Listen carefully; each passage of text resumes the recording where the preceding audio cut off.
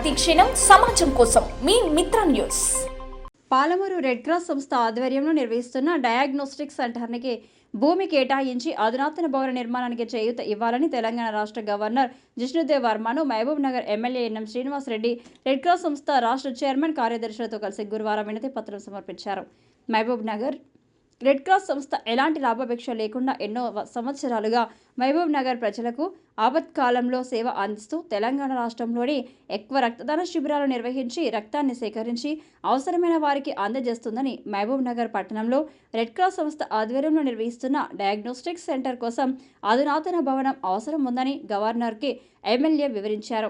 అనంతరం గవర్నర్ మాట్లాడుతూ Mahabub Nagar red cross సేవలు అమోఘమని, పేద ప్రజలకు చేస్తున్న సేవలను ఇలాగే కొనసాగించాలని, రెడ్ క్రాస్ సంస్థ ఆధ్వర్యంలో నిర్వహిస్తున్న డయాగ్నోస్టిక్ సెంటర్కు అధునాతన భవన నిర్మాణానికి అవసరమైన భూమి కేటాయింపు చేయటకు సహకరిస్తారని ఆయన ఎమ్మెల్యేకి హామీ ఇచ్చారు.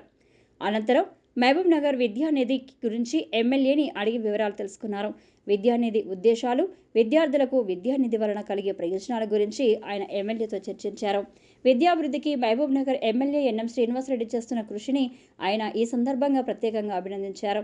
అనంతరం ఎమ్మెల్యే మాట్లాడుతూ మహబూబ్ నగర్ రెడ్ క్రాస్ సంస్థ ఆధ్వర్యంలో నిర్వహిస్తున్న డయాగ్నోస్టిక్ సెంటర్ కోసం అధునాతన భవన నిర్మాణానికి అన్ని విధాలా సహకరిస్తామని గవర్నర్ హామీ ఇచ్చారన్నారు. అందుకు గవర్నర్కు ఎమ్మెల్యే కృతజ్ఞతలు తెలియజేశారు. గవర్నర్ను కలిసిన వారిలో ఎమ్మెల్యేతో పాటు రాష్ట్ర రెడ్ క్రాస్ సంస్థ చైర్మన్ అజయ్ మిత్రా, రాష్ట్ర రెడ్ క్రాస్ సంస్థ ప్రధాన కార్యదర్శి శ్రీరాములు, మహబూబ్ నగర్ రెడ్ క్రాస్ సంస్థ చైర్మన్ లయన్ నటరాజ్, రాష్ట్ర ఈసీ సభ్యులు రమణయ్య తదితరులు ఉన్నారు.